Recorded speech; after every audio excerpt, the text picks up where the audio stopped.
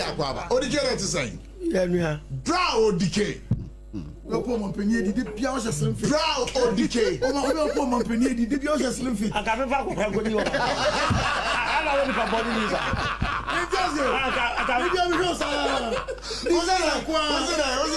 ODK.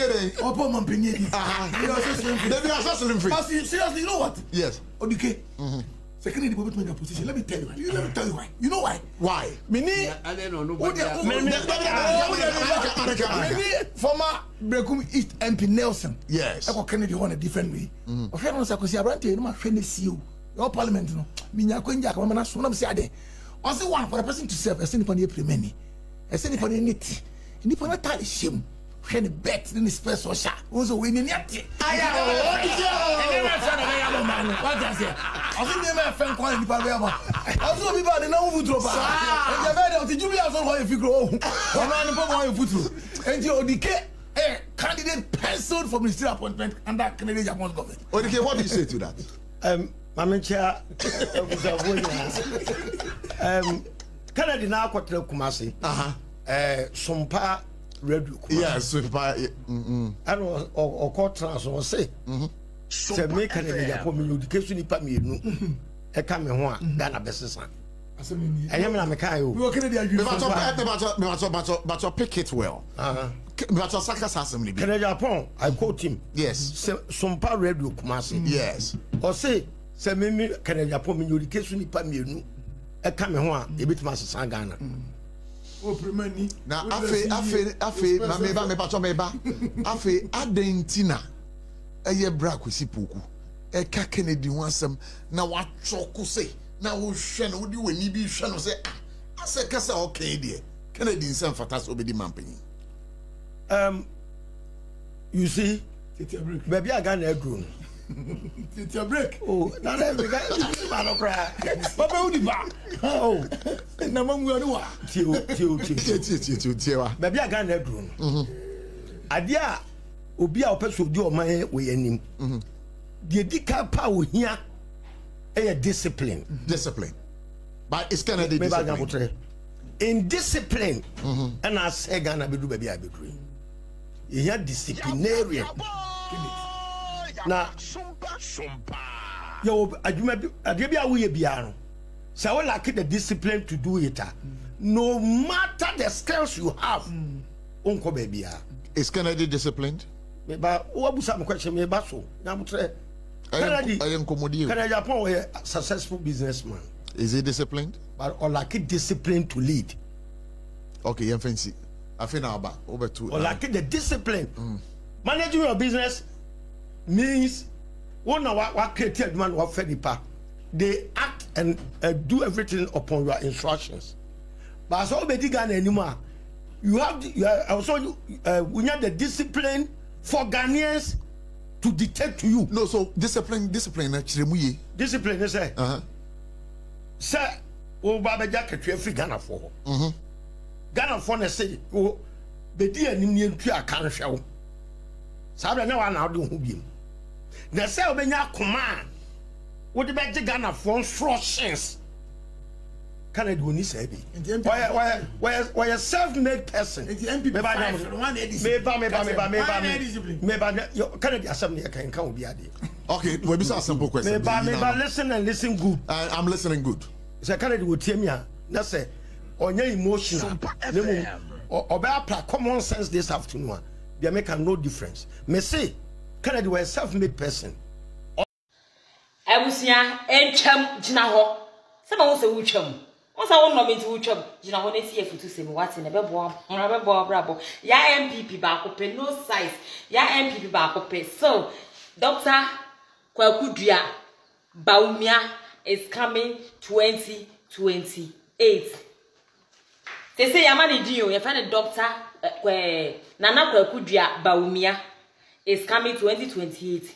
Timesira aspirant to be out to aba eman na me pa twa na wi o model for na me no ba be tie be share futu sem kakra ene ya brabo mu ansem bi a course wo aye futu sem ma me boa me be sa boa wa wo twamu a wo tie me ene na me no mu ni ye ba be share e fa de ho be busam se na fa de ho e fa namfo sem ho onua tie me de di kan enamfo mienu bi na monante ye wo ho story na de papa ntigina ho entwam ne tie bi enamfo mienu ne nante ye na modo mo pa na ba ko free baabi be ka ba ko ho na mo pom ho asem yie we ekọ baabi a woni we na ekọ we ba woni we na eba abusua ba ko na ofri baabi be ka ho de fan se me ena madamfo be ka me ho a me no be do be ka me ho no me fa ne se me nua me fa ne se me maame me fa ne se me bibia na me ka me abrabo mu nsem na me de kire no se de wo so na mu bi na wo ni sister ne nam no bra se de wo ni bra ne nam no ena na me ka ho asem a kire wo no kan wa asem kire no wo secret na wo yi kire no wa brabo mu asem na wo yi kire sister oyonko ho me bia adamfo edo be kwa kodum what fa no edi ne ye ne bibia edo no na komam sika kro ma ne koyima no ono ne ne nante obeka kire no se okwa ho hiahia mu wokwa amane mu eti obeka kire se me no obeka kire me no me fa ne se oh eni onua de onua eti ma me fa no na me fa ne mata me ho onua hwe hu ye wate ofa no edi ne bata no ene ne ye bibia bo omudidi bomo chese mu ye bibia bo ma ne ye fe dako ene na nafo ne ka che ne se wonua obusa na sorry se asori e woko ene de eko o ka che ne se wadi asori achi nyame achi a efie be mienu a wo hu awrade ani munyam enti se de asori de wajai se de won kwa asori na nafo ne se oh ene sa de a ma me fa woni machi na me fa nkoma sorry because wuti fie no enhye nyame animunyam ofa na damfo no de ne bata because of say na odo ne nti a wo twere ne ho nti ode ne kan ne ho e de ne ko na sorry de ne ko chia na sofo no mpanimfo say na damfo abeka ne ho a opese one ne ba sorry ni onua wa nka nya wode wutwi akra abanya me fie sister wa nka nya wode nke be ye wode eso wo twene de ne ko onua tie afi na bro na ye de woni bibi wode ne ko wieye no ho ya wode ne ko church asori mpanifo ene asori fo ne wieye no oh omukọ asori bom fefefe kama ewie achira afei meme nkomo na meme ni diye se madamfo no anuafo mienu bi asem na meka o na mede meme ho ye mfato meme nkomo na meme ni di se madamfo no a meka me story kire no eka me secret kire no afedi asori dem ho ena okodi hu nkomo ekire asorifo asori mpanifo asofo onua se wa enka abeden fa wadwen kire bre me comment section so wate se wa enka abeden na tie bibie wo se no ede ne kire na asori mpanifo ene na asorifo ne ne namfo no mamko ye emo mu nyina kodi na chi even dwumadi a na namfo no kra wo ye wa asori dem ho no ode wo kan ho because of say time bia no pese wani gye emenya me fie eye wode because wo se nyame fie nya wode biem say time bia no pese wo ye ma wo ye de wani gye wode wo kan sa ni dwumadi na wodi no ho esoso ne onu mum na akwaje asori na boso amadi ono de ne ko ye no ono ne asori no kra na ni nka wo because wakoton wakoka ne secret ne nsem bia one ne keka ye eniema bia one ne sese wakoka ne nyina akogu nani mase e wa sorry dem onua e wo a enka ba de bra wutie me sister wutie me entwam nko fa futu sem wate ne ye manom na omo ba no ye nuanom na omo ba no ye namfonom na omo ba no obi abata wo ho osimadamfono no we de meka ma asem won kan kire obi a we de me secret part na no meka ma asem a we de o de be sister asem ba da be de bi o one day pe asem ba woni ne ntem ama wa expose you wa gu wani mase e wa abontene eti susu kan wa asem wate se me ne wa ho enka woni nipa am de ne be ere onko Erade na mde be yonko wona ka meka ma asem a kire because erade de wono mu nipa ni ma se o onfa ma asem nkosi abontene erade wono obi nkodi ma asem ho nkomo erade wono obi nkohye ma asem o o keep secret ti se ka me ne wo bra wo twam me ne wo sister wo twam ka mde erade bom be me yonko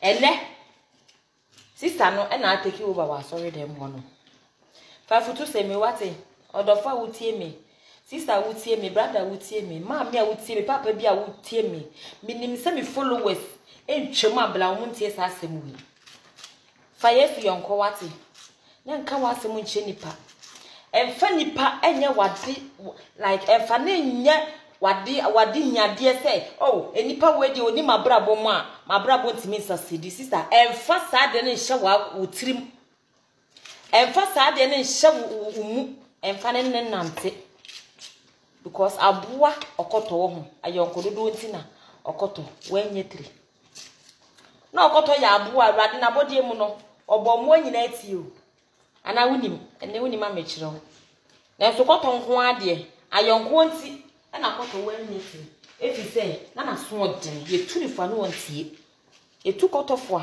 na wontie ena namfosem ni wenye 3 tuba fo ate tu nua bi fo ate ukunu bi tunifo ate wanya be ma nyame aye wado atena sesuje die ma che na so bia nyame aye wado na se awrade adum kunu a so me de madam fo kwa akokire me kunu sister obeje no wate fa ne nko nyame aye wado na se watena se abrabo madi hia na awrade bia akwantu okwan amawa brother wo se me kwabo madam fo amane obekunu no no watena se hwa hu yi Mama bia wutie mi papa bia wutie mi nua fefe bia wutwamu